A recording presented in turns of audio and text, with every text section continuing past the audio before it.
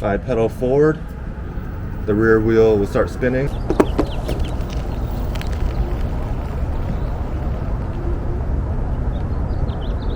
Hey everyone, this is Colin and I want to show you something that I thought was really cool. This is a chainless bicycle mod, so I can actually ride the bicycle without a chain. This is a Jetson Bolt Pro. I have a video review of it on my channel and you can find that in the link below. And I was doing a front chain ring conversion. The original one was 38 teeth and this one is 53 teeth. There's a huge increase in the amount of teeth and effort that is required to pedal this.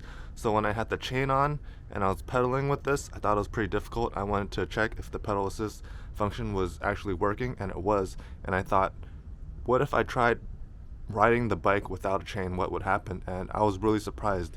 There was like no resistance because the chain was gone and the bike worked perfectly. So I think you could do this with any electric bike that has a pedal assist functionality. You might ask, why would I do this? So some bikes, this one has a twist throttle, but some bikes do not. Some bikes might have a thumb throttle and you might get tired like pulling this down all the time or pushing the thumb throttle.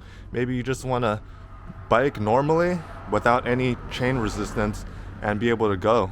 If you decide to do this, you just have to remove the chain and do that at your own risk, because if the bike ever shuts off, you cannot pedal. The bike will just be dead.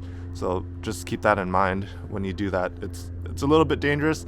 If you decide to take the chain off and your bike dies, you can always put the chain back on with the quick link, or if you just have a chain breaker handy, you can always put the chain back on and go on your way. But that's a little bit more of a step to do. So without further ado, let me just demonstrate how this works and then I'll show you how I can ride it. So you'll need a pedal assist sensor. This is for electric bikes only. This piece right here, this is actually a pedal assist sensor. So the bike is off right now. If I pedal, there's actually magnets inside and it'll tell the bike that I'm pedaling, and the rear wheel, this is a rear hub motor, it will get power and it'll start going. So I'll demonstrate in a second. I have the bike off right now, and you can do that with any bicycle, presumably, if you have a pedal assist sensor. If you buy a Jetson Bolt Pro stock, you can actually do this. You can just take the chain off. I changed the chain ring and the crank set on the front. It's not required. That was just something I wanted to test out, and it's like a modification to go from that top speed of 15 miles per hour to possibly 20 miles per hour plus, and I'll demonstrate that in another video, which you can check out as well. So let me just show you it on. The bike is on right now, and I'm just going to lift the rear wheel off so it doesn't have any traction. If I pedal forward, the rear wheel will start spinning. If I pedal faster, the rear wheel will pedal faster. So let me just stop this, and then I'll show you guys it in action. Here's the bike, and as you can see, there's no chain. And in order to get started, we just have to pedal a few times. Show me my feet. So we are going.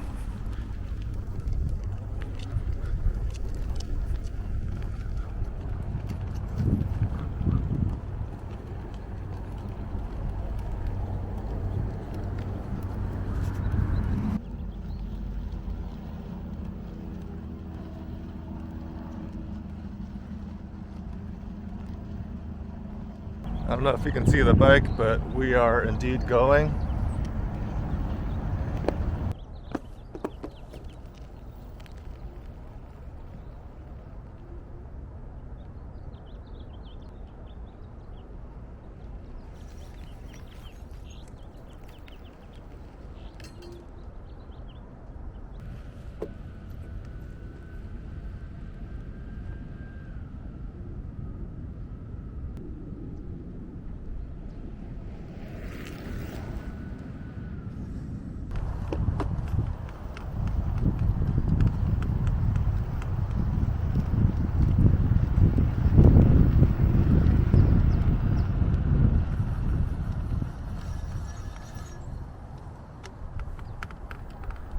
We're on an uphill, so it takes a little effort. But once we get going, it's easy.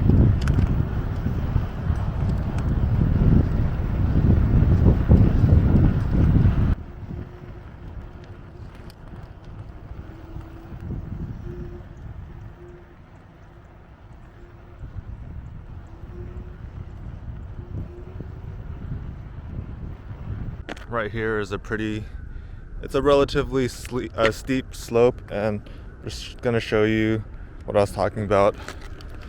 I would have to pedal a few times before it kicks in. Sorry for the angles, I'm holding the camera with one hand. So it's doable, and then let me show you the other one. So let's say I'm making a U-turn. I gotta brake, and then it takes a while for it to kick back in.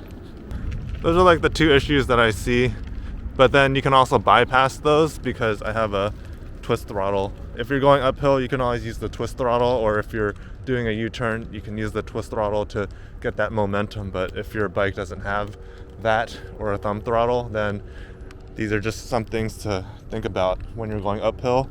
It's going to take a little more effort, and then if you're making a U-turn, it's going to take a few spins to get that traction going. So right now I'm just pedaling normally, and I could probably hit the 13 to 15 miles that this bike is rated at.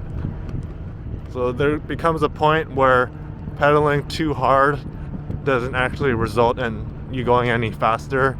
You just got to make sure that you're maintaining a certain cadence where the pedal assist is turning on to its maximum potential.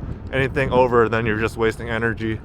This is probably as fast as I'll be able to go, which is probably the 15 miles per hour that I showed in my other video. So here again, here's the steep slope. It takes me a little effort to get over that, and once I get over it, I can continue biking. Here's another turn. I can slow down. Let's do a 180. Yeah, I could take this no problem. Let's try some maneuvers, slow down for this ramp. Yeah, and then I can keep going. No problem, I can bike normally. Slow down for this. Yep, takes a little bit of effort to get over that hump, but once you do, you can bike normally again. I really like this setup because it feels like there's no resistance on the chain. It makes biking a lot easier. It feels like you're kind of pedaling on air.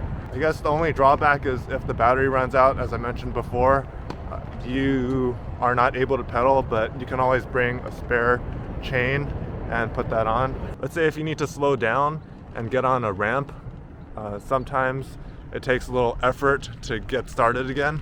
You would hit on the brakes, and then you would turn, and then you would have to pedal like 2 or 3 times for the pedal assist to kick back in. And then if you're starting on a hill, it also takes a little effort. You might be rolling back a little, but I think that's where pushing the bike forward helps. I think these are relatively small issues compared to how easy this is.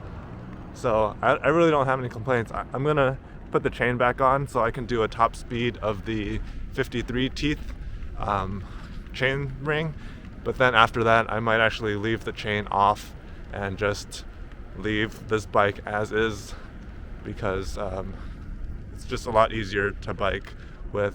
And then I'll probably bring the chain with me in case the battery ever dies, but there's a battery meter so I can always keep the battery levels in check. I don't think I'll ever need to put the chain back on, but it's always good just to have.